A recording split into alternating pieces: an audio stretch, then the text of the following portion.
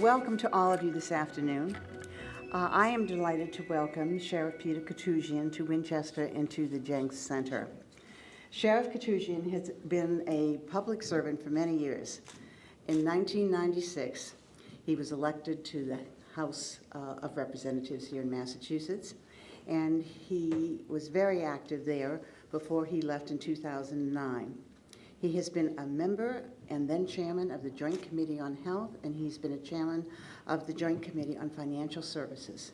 And in 2009, Governor Patrick appointed him as Sheriff of Middlesex County. By training, he is an attorney. He graduated from Bridgewater State College and from the New England School of Law, and he earned a master's degree in public affairs from the John F. Kennedy School of Government. And in his position as sheriff, he has developed many programs for public safety. And he has come here today to talk about and to ask our support for his TRIAD program. This program will develop and implement crime prevention and education for older adults in our community. And he is eager to tell us more about it, so let us welcome Sheriff Koutoujian. Plans, ways to keep yourself and your friends and your family safe, right? Just things that you can kind of watch out for. And one of the things that I'd really ask you is, as we go through this process of us coming out and bringing certain informations out to you and maybe speakers out to you, that you take some of the information that you will receive and then bring it back to others that may not be able to come here, whether it's because of the parking or simply because they don't get out, right? Because what I find is in many of these types of events that you have some people that are a little bit more engaged, a little more physically strong, a little more vital perhaps, and can kind of get out to these types of lectures and presentations. But there's so many other people that are back in their homes or back in their apartments and sometimes can't get out there that could also use this valuable information, right? Now we know that seniors are a targeted population. Now I won't say vulnerable, because seniors are not a vulnerable population, but they are a targeted population. And so you as seniors, I'm sure, I just qualified for AARP myself just recently, as a matter of fact. So, yeah, to get the discounts, yeah, but I'm trying to balance out the discounts I get versus the amount of mail and phone calls I'll get, right? So right now I've decided to not go with the discounts for the time being, because I know they've got an incredible marketing machine behind them. That seniors tend to get more of the mails, more of the calls, more of these types of scams on you, right? One of the watchwords, and I can tell you're sort of a different crowd than sometimes I get to speak to, one of the watchwords I always used as a prosecutor was, if it sounds too good to be true, probably is, right? That's the way you have to think about it. How many people have been reached out to by a prince in Nigeria that right? Yeah. 17 million. Well, you just had to put up $1,200 or $1,700 to get the 17 million. I don't know why you wouldn't do so. Stupid. Right. It was dumb. So, I mean, these are these scams that are going on all the time. And they must be working because they continue to try to do it. Now, the Nigerian prince is past. It's a little passé now. I think people are catching on that it was maybe a scam. But they continue to come up with new and innovative ways to catch people. And then they stay on the phone with you and they work too. Now, again, I'll say this. For a lot of the people that are here today, you will understand this. You'll be able to sort of fend this off. You'll be able to defend yourself, so to speak. But a lot of people that are maybe not going to stand as strong and as well for a longer period of time, particularly with the continual calls, the continual pressures. The feeling, when someone is a little bit more isolated, that they may become a victim, right? And they happen over and over and over again. And it's heartbreaking to see someone in their golden years to have to be victimized. Now, I have been the victim of a scam myself. It was just a little con. But I still remember that. Anyone been sort of conned? I mean, not even for big money, but just conned in some smaller way? It's a horrible feeling, isn't it? I mean, your confidence, it's the confidence market, right? And when you've been conned, you feel embarrassed and humiliated and vulnerable. And no one should have to suffer through that. No one should have to suffer through that. And I was young and should have known better myself, and I was horrified by myself. I was just humiliated, and it really affected me for quite a while, right? People shouldn't have to worry about this. And so we should kind of make sure that we're watching out for each other. As part of the Sheriff's Office, we're going to be bringing in this TRIAD program that is something that we used to do in the city of Waltham with our police department. And it's a great program that we'll be bringing out in stages that will allow you to arm yourselves. One of the other pieces that I have come to appreciate is fire safety too, right? Many of the fires that occur occur in the homes of seniors, right? And I think that is something I never really thought about. I think about fire safety, I think about teaching children. And sometimes we have to remind others that you've got to be careful about, during the cold winter months, how you're heating or how you're using things or what you're keeping on your stove or above your stove and things like that. We all need a tune-up on this. But many times, a lot of these fires are happening in the homes of seniors, and this is just another way that we can bring safety, not just through law enforcement or the police side of things, but through the fire safety side of things as well. These are going to be lectures we'll be bringing through with experts that will come through and speak and educate and make you better and stronger citizens and allow you, again, to make sure that you're protecting others that might not be able to come to this hall, right? I think that's really, if I can say one thing, as we're beginning to hand out educational materials to you, please bring, I always bring extras, please bring a few extras home to relatives or friends or people that you know are just a little bit less able to get out there, just so that they can be armed a little bit better as well. We're starting a couple of other programs through the Sheriff's Office, and let me just tell you a little bit about these. And then, honestly, I'd love for you to ask questions about what we do, find out what, it's a fascinating office. I didn't understand much about it when I first took over, and I love to talk about it because we do an amazing amount of work in the Sheriff's Office that I'd love to tell you about if you'd like to ask some questions. But a couple of the other programs that we're starting, one, we are working with LoJack and other providers on this program called the Safety Net. Anyone heard of the Safety Net program?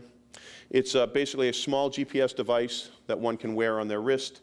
It's particularly for people with Alzheimer's or some form of dementia, or children with autism or some sort of disability like that.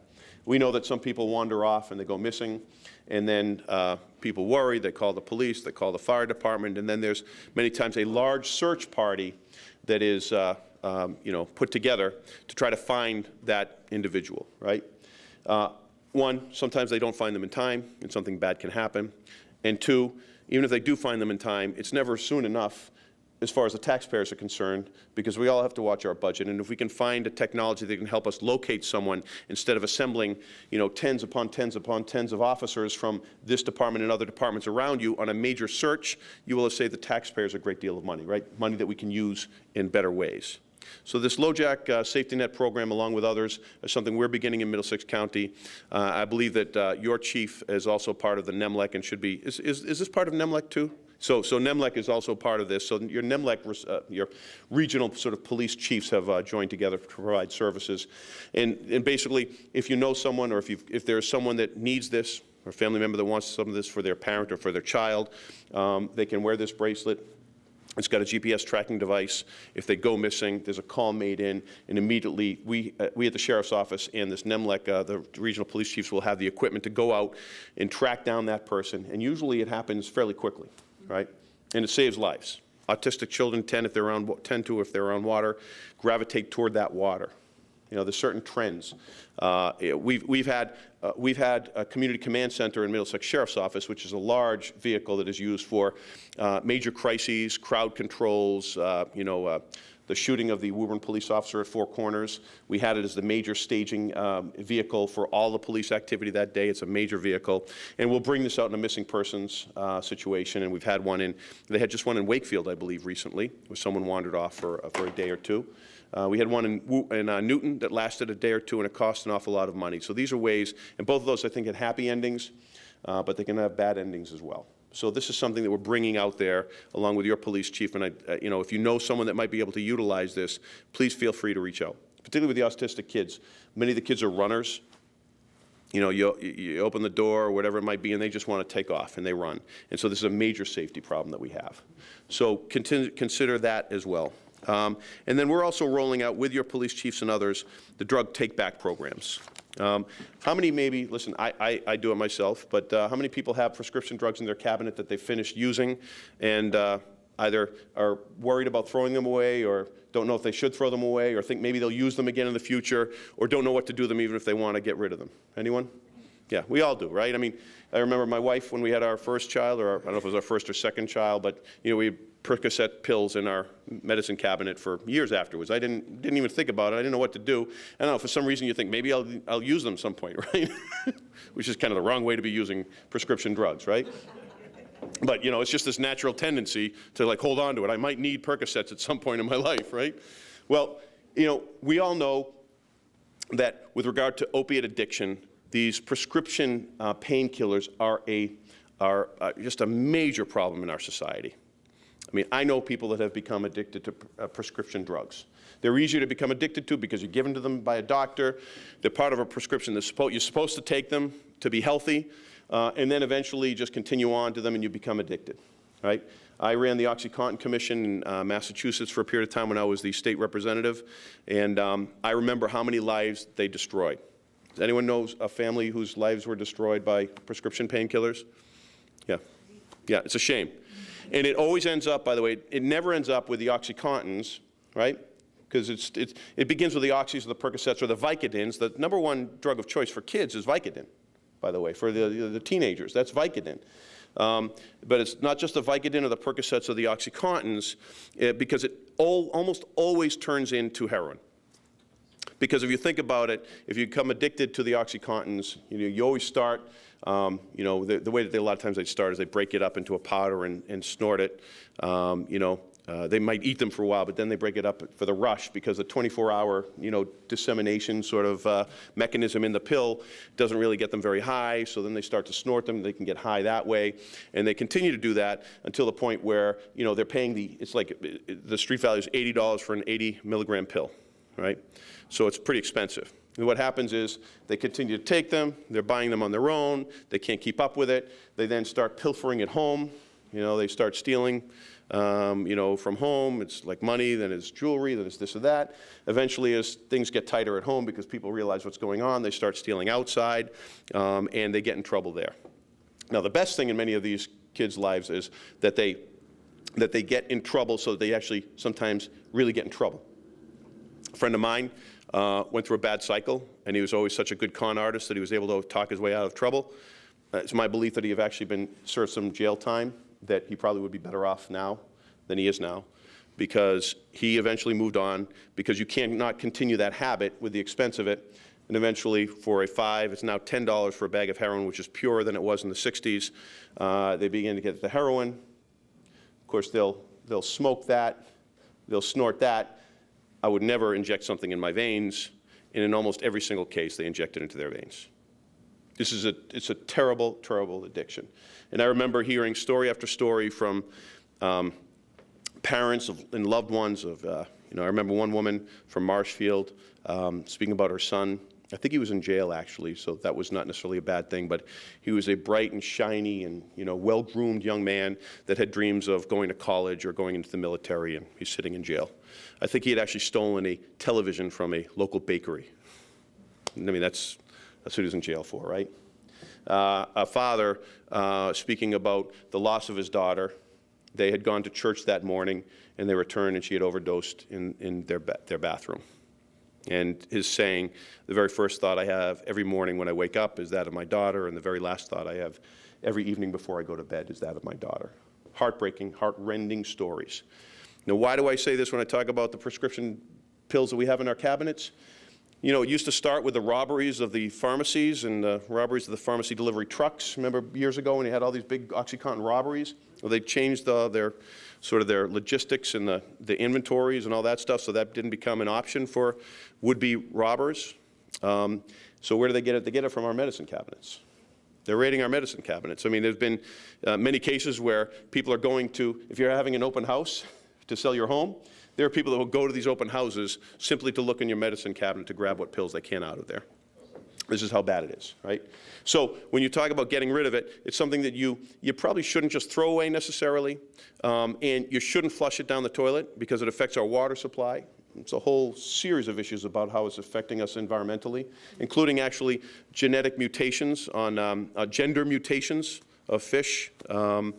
from a number of things, not just prescription pills, but others going in through the water supply. So we don't want to flush them down the toilet. But they have these drug take-back programs. And have you done anything in Winchester on a drug take-back? Yeah.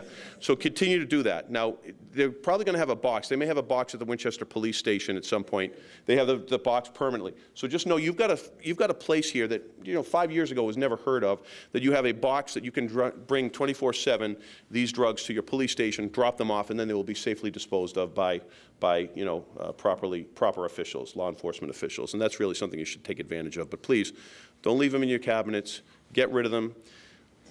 Just speaking about this, I just realized that I had a minor procedure done on my shoulder, and I think we probably have about 4 or 5 Percocets left in my medicine cabinet, so I'm going to have to get on this myself. I'm preaching, and I'm not doing as I'm preaching right now, so I'll be the first one to acknowledge my responsibility and guilt there. But we're talking about rolling out a number of other programs from the Sheriff's Office to protect you, to protect your communities, and to bring value to your communities. And if I may, why don't I just sort of stop that presentation there, and if you have any questions about what we do, let me just tell you how I ended up on this job.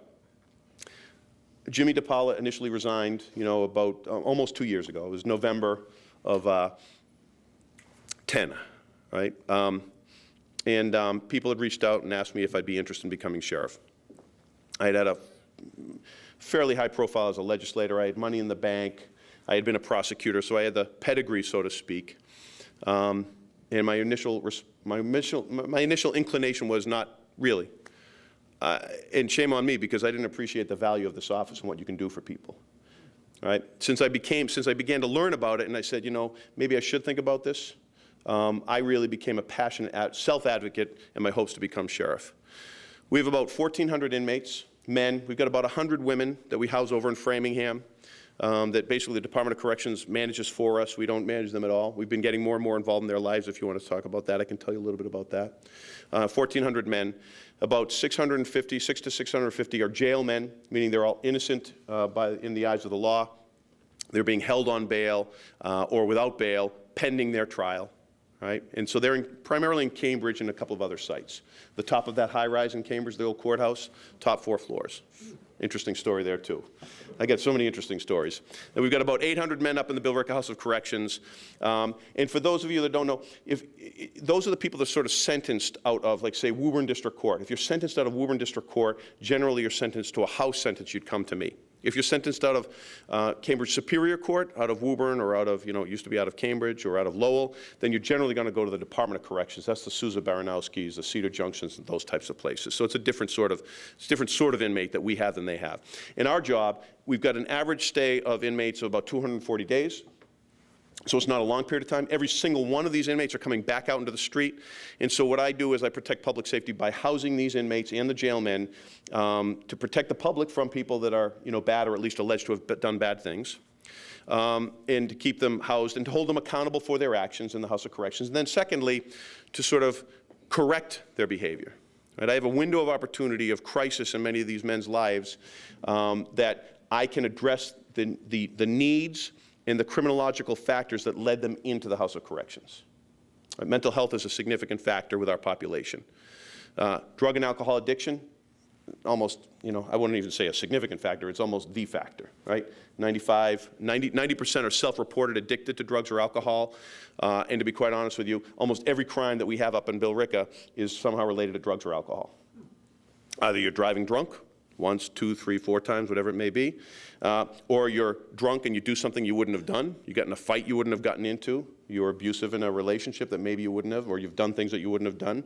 Or you're doing drugs, or you're dealing drugs, or you're stealing for drugs. 98%.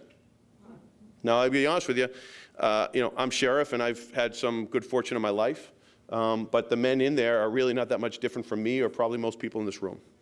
They're not. And I've seen people that I've grown up with that have, as I'm walking down, every place calls me. In Cambridge Jail, I remember specifically one time everyone saying, "Hey, Sheriff, hey, Sheriff, hey, Sheriff."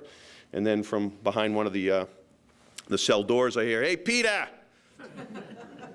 I think that's someone I must know, right? Someone obviously from Boston, too. And lo and behold, it was a kid that I knew growing up. He was a friend of my family's. And I remember him quite well because I remember him having trouble before. And he was a significant mental health issue. I think it was actually schizophrenia. which is a terrible mental health issue. So these are people that are not that different from the rest of us. And if we can correct through education and vocation and some opportunities, and then the drug and alcohol counseling and mental health needs that we can assess them for, and that we can offer them a GED or further education. By the way, a GED alone, when you think of GED, what's the big deal, right? It's a high school equivalency degree. It's not that big a deal. A GED earned in a place of incarceration reduces recidivism by 26% alone. By 1/4, right? Just getting a GED in there. Just goes to show you how important education is in our lives, right? We've offered vocational programs. We've had a culinary arts program that Sheriff DePaula started many years ago that's been a fabulous success. And I started 2 other programs. One is a custodial service certification program. These are jobs that guys can get. And they're jobs that, we go through a 12-week training regimen with them, with an outside vendor. They get a certificate of completion, and it trains them in all the latest technologies, as well as sort of the environmental impacts of the chemical mixtures. Right? I mean, just the other day, actually, we had a level 4 biohazard at the Billerica House of Corrections when an inmate opened 2 spigots from 2 different barrels in the laundry room, and next thing you know, we got a level 4 biohazard, right? We had 4 of our employees and 2 of our inmates taken to the hospital, and it was a serious lockdown situation and a security threat, right? So sort of just this mixture of chemicals, people think, what's the big deal? It's a big deal. And then we also have a first-in-the-nation Corrections to Career program through Xerox, which is training inmates through an entire program. It's private certification, again, in the latest in digital imaging, scanning, and printing, allowing them, hopefully, the opportunity to get back out there and get a job. If we can get them back out there and get a job, we can get them back out there and have stable housing, to be stable with their family, the criminality lessens significantly, and we can reduce recidivism by sometimes in half by just a few of these programs. Yes, sir? What is the ratio of, let's say, teenagers or very young people to older people in the prison? So in our House of Corrections, I can speak to Middlesex, as opposed particularly to different houses of corrections, different sheriff's office, ours is very low. We have a much older population, actually, in Middlesex. It's very interesting. So in Suffolk County and in Hampden County, which is Springfield, you'll have a little bit more of the gang activity, and you'll have an average age of 22 to 23 or 4 years old, right? That'll be your average age of an inmate. In Middlesex, we have an average age of about 34, 35, actually.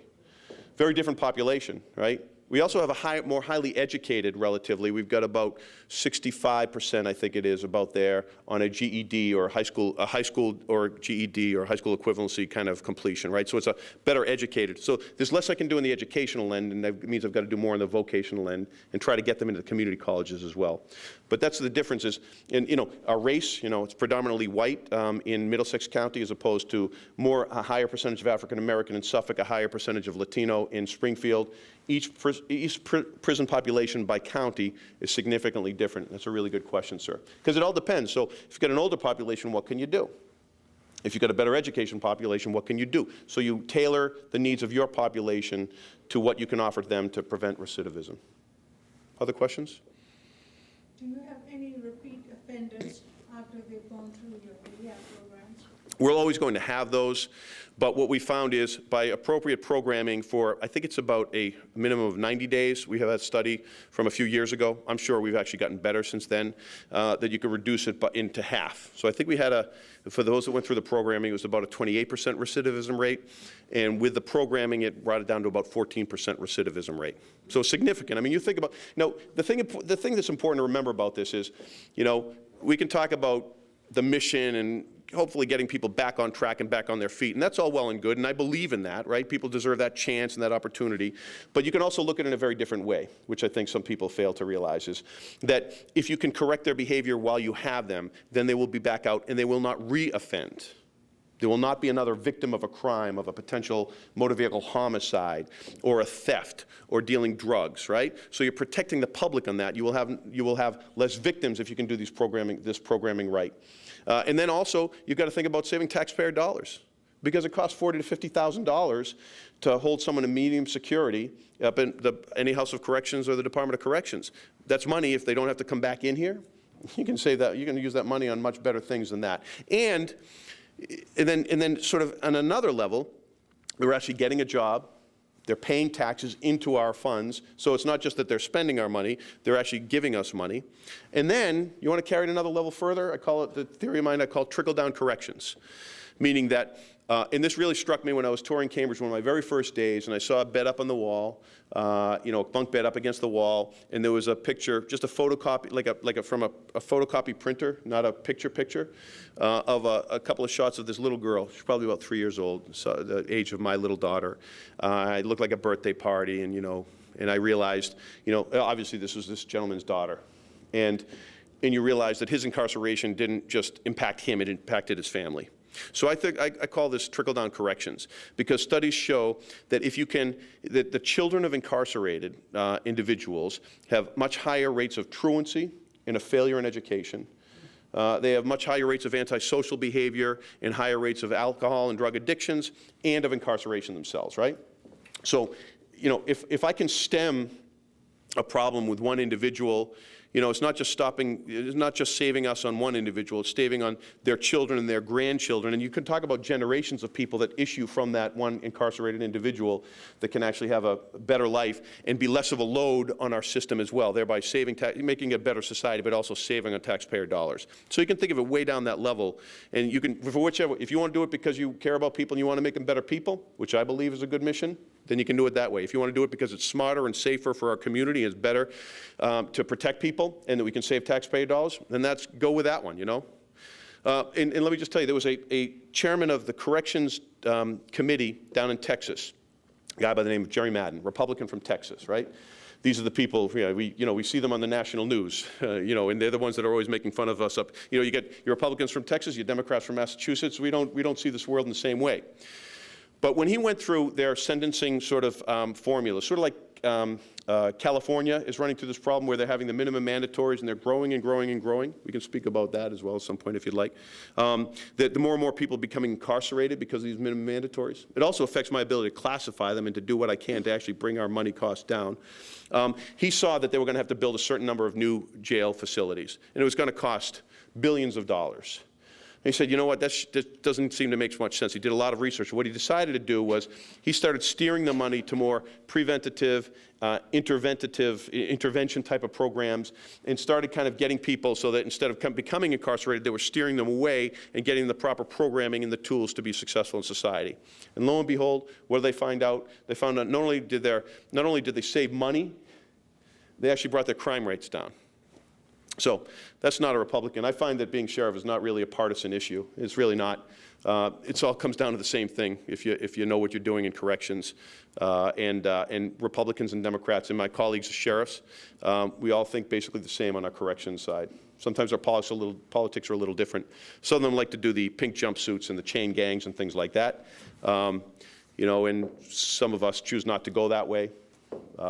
Honestly, if I found that it reduced crime or reduced recidivism, I'd think about going that way, but there's nothing showing that does that. It just shows sort of more of a demeaning or a humiliation of people, and I don't know that that's really helpful in kind of getting them back on track, and actually, it might make us feel better at that time, but I don't know if it really benefits us in the long run. Yes, ma'am? I belong to, I'm signed up for a do not call list, okay? What is the criteria that allows people to make these calls? If I get one call a week on a glucose testing meter, it just drives me crazy. Mm-hmm. When did you sign up for the list? 4 or 5 years ago. Yeah, see, this is something that as we bring out these materials, you got to re-sign up for that list too. You do? Yeah. It's not just one forever. I think, as I recall, they've actually advised you to re-sign up I don't know if it's every 2 years or whatever it might be, but you have to re-sign up for that list as well. Did you notice, was it helpful at the beginning of when you put yourself on the list, do you remember? No. Yeah, I don't know. I mean, I just know that they say that, because I had that frustration with a couple of my constituents before, and they said you've got to re-sign up.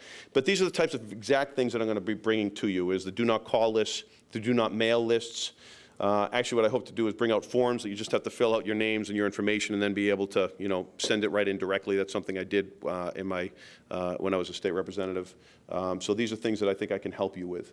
But I would re-sign up for that do not call, and if you're on a do not mail list, re-sign up for that as well. And Ruth, you might know more information about that, or we can work together to provide more information about that. Does email? Email, yeah. Oh, really? Oh, yeah. Yeah, yeah. It's frustrating. Yes, sir. What's your interface with DYS, and are they offering some of the same opportunities that you're doing? Yeah, I'm sure that they are. A very different population. We don't interface with them at all. But this sort of, I mean, as you can see from the latest Supreme Court decision, this intersection of juvenile and adult crime is becoming more and more relevant and more important for us to discuss. We actually, there was a presentation to us. It's really interesting because we sometimes have 17-year-olds in our house of correction, right? 17. That's a child, and they might have done something bad, but they shouldn't be in a house of corrections at 17 years old. And so there was a push by I can't remember the organization, but to start to raise the juvenile crime age by, I think it was a year, to make it like 18 instead of 17. Because there are too many young people that have had a bad offense early on, a lot of times with driving, and suddenly they're in a house of corrections. And whatever, you know, you can protect them as much as you want, but the institution itself will damage them for the rest of their lives. That's something that we've got to work on more with younger offenders. So what I do is actually I go out, it's not especially with DYS, but with local police departments and schools and other, sometimes probation, juvenile probation, to have some of my inmates come out and speak to groups of young people. It's a really powerful program. We'll go to a pre-prom assembly at a number of high schools, and we'll speak about the choices, you know, because I don't like to say, look, this guy did something bad, you could do something bad, because they get to see that the person is not that different from them, a few years older, and actually was sitting, some cases literally, in the seats right across that they were speaking to, they were sitting there 2 years before, and now they're doing a few years for motor vehicle homicide. Right? That it's not the choice that they made on the one fateful night, but it's the choices they made much earlier in their lives and the choices they continued to make through that period of time. Right? You get away with it a couple of times earlier on, but the more you do something, you make bad choices, the less likely you are to get away with it in the long run. And so this is something that we've been very significantly involved with in trying to bring out to people so that kids can understand the choices have repercussions and they matter. And to kind of see how they can watch out. You know, one of the saddest things, by the way, is these young men would say they hung around with their buddies and they're hanging around and they were drinking and they were drugging and they were having a blast and they were their closest friends and they were always together. And when they were incarcerated, how many times do you think they got visits from their friends? None. Like none. I mean, I can't even tell you how many times I've heard this from inmates. None from their friends at home. Their friends never put a dime into their canteen account to help them out. None. So sad to think they thought these were their close friends, and they realized they were not. They were actually keeping them in this lifestyle, and they were not really that close of friends. So that's something that's it's really sad to hear. So it's something we've been more involved with, sir, and I think it's a really good question. We don't get involved in the DYS as much. They have a whole different program, but particularly in light of the Supreme Court decision, I think there's going to be a lot more discussion about juveniles, and a lot of it's the maturation of the brain. You know, they're saying that, particularly the male brain, probably, as a recovering male, or still, and as a father of 2 young boys and a father of a daughter, I can already see that, yeah, my brain probably didn't develop until I was 35, I think. They say the average male develops at 25. It took me an extra 10 years finally to figure it all out. And my sons are going to, I don't know when they're going to figure it out, but they're driving me crazy. They're only 8 and 7. They're beautiful boys, but I can see the difference between my daughter already, and she's only 3 years old. So the brain maturation, it's so sad. I'm sorry. I have a greater appreciation for the superiority of the female gender, because it's just sad when you see it in your own children now. But the maturation of the brain is a significant issue with juveniles, too, and that's something more and more science is showing us that, you know, and I think that was probably part of the big Supreme Court case, was that maturation issue is a big deal when kids are making decisions, and we're holding them accountable as if they were adults when they were youth making those decisions. And the effects of the youth decision can be horrible, but the life terms are something that we have to reconsider. Pretty powerful stuff, actually. Other questions? Yes, sir. Do you have any programs or outreaches on how seniors could protect their property from break-ins? Actually, that's a really good point. I'll start to look into the incorporation of that into our program, as a matter of fact. You're talking about ways to kind of just secure your home. Secure your home. Yep. Some people go away for, months in the winter time. Right, yep, yep. And what's the best way to leave your house, and how to minimize the chance that you'll come back to a disaster? It's a great point. I don't know if we've already got that in the program, but I'll make sure that something like that, a component is in that. You're right, because a lot of people will be going away during the winter months, and that's a really good point. Where do you get your funding from? Government, State, yes, ma'am. not from Middlesex County? No, it used to be with the old county government systems, we used to get the funding from the counties, but then they sort of changed the structure. So we still have county government in the fact that I'm elected out of the county. I'm an elected official out of the county constitutionally, but we're basically otherwise a state agency. So independently, it's an interesting hybrid. It's like an independent state office, so to speak, the Middlesex Sheriff's Office. And the Middlesex Sheriff's Office is fascinating. It started in 1690. You know what's interesting about this office is it started in 1690, and they were appointed by the king, of course, right? The old Bay Colony, you know, is a corporation here. And I've done a lot, actually. We're restoring the history of the office so that I can actually, because I want to publish a pamphlet or a couple of booklets about this so they can, you know, and the proceeds would go to, you know, I don't know, the families of fallen corrections officers. We haven't kind of gone that far, but something I'd like to do there. But the first sheriff was appointed in 1690. You need a name like, I know it wasn't Crispus Attucks, but I can't remember the name right now, but it was one of those types of names, very British-sounding names.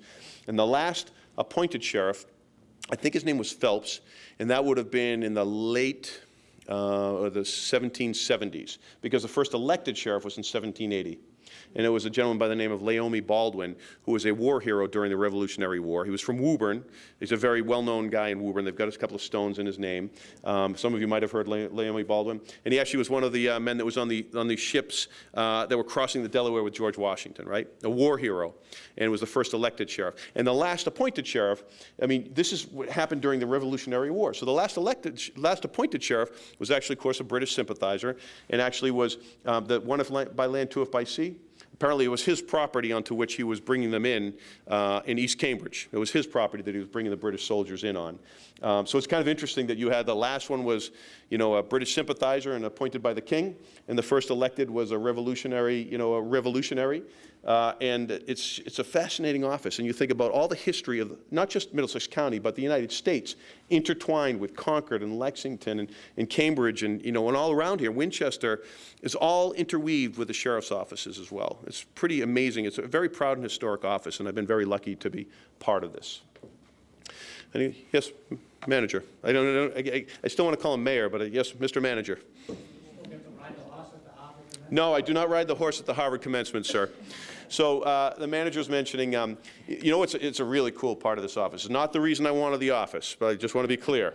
But a cool perk to it is that the Harvard Charter, the Constitution of Harvard University, calls for the High Sheriff of Middlesex County to open and close the commencement ceremonies. That was me. Were you here recently? Yes. So which year? That was just this year. That was me. The really loud guy. That was me. That was me. Really loud. So, so it's yes, very loud. Yes, I was. Thank you. That's good to hear. So it's really interesting. So Sheriff DePaula used to ride a horse as part of, like, not into the commencement ceremony, but around. I've heard that, you know, people told me the horse was really dangerous in there because people think it's a dog that come up too close, and it was very dangerous. And, you know, and I didn't really want to ride the horse. I'm not a big horse rider, and I'm 6'6", 250. You know, I think I'd make a horse look like a little pony underneath me, and it would just look weird anyway. Particularly because I'm wearing a top hat and morning suit and with the tails. So it's, you know, I got the classic look, so I think I'd be quite overly conspicuous in that one.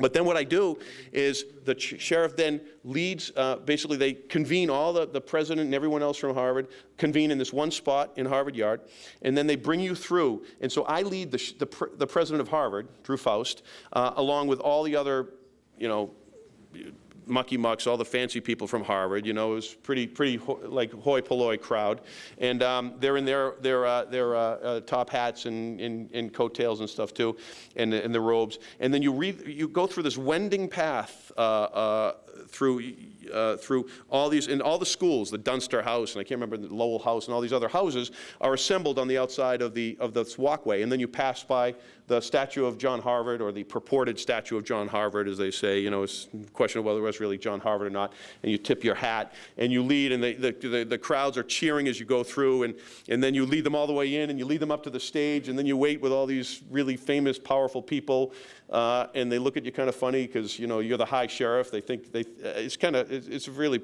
interesting experience. And then when you get up, they actually say, Mr. High Sheriff, will you please, I don't know what the fancy terms, it's actually in their charter, and I get up, I added a few words. You know, I'm supposed to only say, this meeting will come to order, and I just didn't think that was enough for me to work with, so.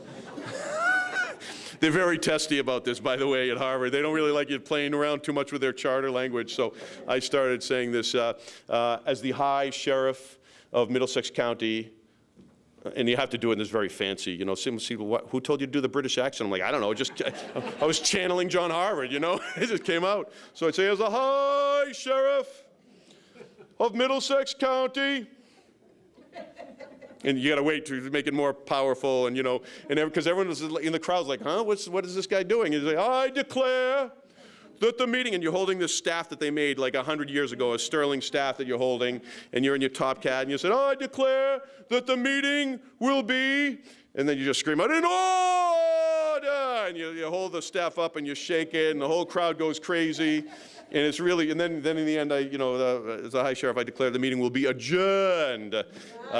So it's really a fun kind of part of what I get to do, and yes, that was me being very loud. Is that your staff from the office? No, that's their staff, and trust me, they follow you.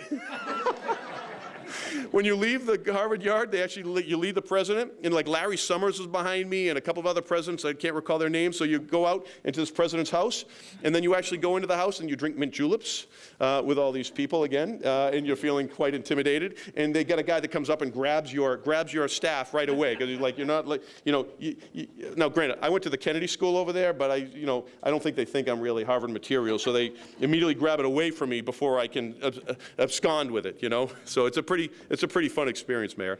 And by the way, Manager, one other thing, your manager has been very good, I know already, and you should understand this about as taxpayers, because in Malden, we used to be very active with Malden, and in Winchester now too, very selectively. We have a community works program. This is a very, you know, when you go on the side of the road and you'll see inmates in their uniforms, they'll be they call it the stick and picks, they'll be picking up rubbish or things like that, right?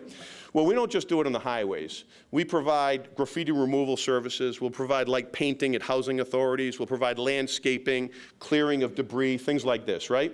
And this is something that's really important. And why? Well, you know, because it's good on both levels, on the correctional level and on the taxpayer level. Why? Because we provide a service that your town either would have to pay for or would never do because they just don't have the resources or it's not as high a priority, right? Things that are very impactful in the community. You know the broken window theory about graffiti, and you've got the one broken window and then you get graffiti and then the whole neighborhood can go down? Now, granted, that's not going to happen too much in Winchester, but the fact is, once something starts to decline, everything else can decline around it. And so your manager has been very careful about picking out certain projects that we can bring benefit to your communities and save you valuable taxpayer dollars that he can use elsewhere, right? And that's really important. And also, it's good for the inmates because these are the guys that are on the shorter end of their time. So they're kind of about to get out, you know, in the next couple of months, so they're not going to do anything to mess it up. They've been classified, so they're nonviolent. They've kind of gone through all their programming. They've earned this right. They earn this right. They want to do it, and they get to be in a dormitory setting. They go out and cruise about 6 or 7 people with a corrections officer. They do all this work. They brought about over $1.5 million of value to Middlesex community just last year alone. Snow removal, we do that. The clearing out the hydrants from the ice buildup. So we do all that stuff. It's good for the inmates.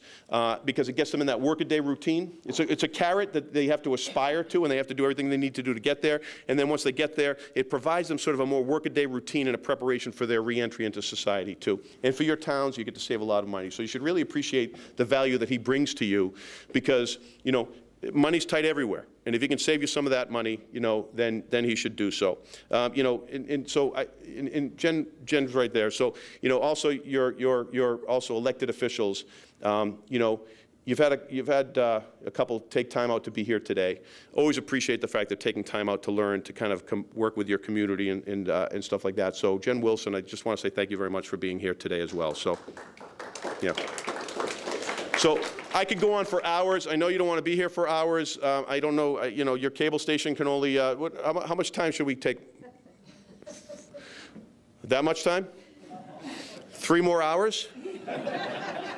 So maybe just 2 more questions, and I'll get you guys out of here. And I don't want to take up too much of your time. And if you would like, please come up and ask me questions afterwards. I'd be glad to speak with you. Yes, ma'am. I've had people calling raise fund for the police department. Yes. Is that true, or should I? Well, it may be true, but personally, I'd rather bring it down to the police station myself. So a lot of these are fundraising organizations, and they may actually technically be raising money. You know, some of them might be completely fake, too. You know, it might be completely fraudulent. But some of them might actually be raising money. But usually when you're getting calls from these people, and they're professionals, right? They're calling you. I'll send someone down and pick up the check right now, right? Which is the way, you know, if you do real fundraising, you should do stuff like that anyway, because you got someone in the moment. If you let them off the hook, they're going to forget, and they're not going to be as committed to doing something. But a lot of times what happens with these organizations is they're raised, you know, I don't know, sometimes you hear 90% or, you know, some huge percentage is not going to the police department, it's actually going to their fundraising efforts. So the police department will get 10% or some smaller percent, or maybe it's 20 or 30%, but it's not like 100% is going there. And not that every fundraising organization should get 100% back to the host, but these ones particularly have been kind of troublesome. So I'd check with your police department, but honestly, when I get that call, I say, I'll bring a check right down to the police department. And they can't really argue with that. They try, but they, you know, they don't really, it ends kind of there. Yes, ma'am. Is your official title High Sheriff of Middlesex County? Yes, it is. It is. Yes, it is. Now, Is there a low sheriff? no, there's this, I think, as I've got to check this out, but I think there's like 4 or 5 sheriffs in Massachusetts are high sheriffs, and it's of course it's an old English term, you know. Actually the term sheriff comes from the mixture of the terms shire and reef. And so reef was, I think, was basically the security or the sort of police authority, and the shire were, of course, the villages. So you were the shire reef, sheriff, is how that came about. Right? So I think it's, so yes, in Massachusetts, we are referred to, and at least I know I am, and I don't know if others are not. I think I've heard that maybe 4 or 5 are called the High Sheriffs of Middlesex County. Now, for anyone that's Armenian, you know, the word high means you're Armenian. You know, Hayastan is Armenia, and, you know, Hayaren, you know, so it's an Armenian term. So the Armenian communities, I like to say that I'm the High Sheriff, the HYE Sheriff, as well as the HIGH Sheriff, and, you know, we like that. The reason is I'm asking is I called your office to find out how you should be listed. Mm-hmm. And they said Sheriff of Middlesex County. I said not high, and I was told no. Yeah, well, I mean, I don't, it sounds kind of highfalutin, so we probably should, on a formal situation, I should be called the High Sheriff. You people can just call me High if you want. That's where the stick, yes. So, last question? Okay. Well, listen, I just want to say thank you very much to Jennifer Wilson, and thank you, manager, as well. And Ruth, thank you so much. This has been, and I really look forward to seeing you in the future. And as I bring materials to you again, I ask you not to forget some of your friends, relatives, colleagues, or people that you just happen, acquaintances that you know that sometimes aren't able to get out here, and to bring up a few extra pamphlets, a few extra ideas, a few extra things that they can use to arm themselves, to protect themselves to them. Because again, they may not be in either whatever shape that it takes to get here, or have the facilities or the transportation, whatever it might be. They might be a little bit more isolated, and those people will be particularly targeted, and you know, perhaps, you know, if not armed, can be more vulnerable. So I'd ask you to kind of watch out for your friends, your colleagues, your relatives as well, because I think that's something that I know Ruth is always worried about. There's those people that come here, and there's many people that just can't get here. So yes, manager. If I could just acknowledge now the board members, well done, Harmon. Mr. Harmon, thank you very much for being here, sir. I hope to say hello to you right after this. Thank you, sir. I didn't realize you had snuck in there. So, I just want to thank you. Ruth, thank you so much, ma'am. Informative, and we're so glad that you came. My pleasure. I love coming out here. So thank you very much. I look forward to coming out to Winchester again soon. Thank you.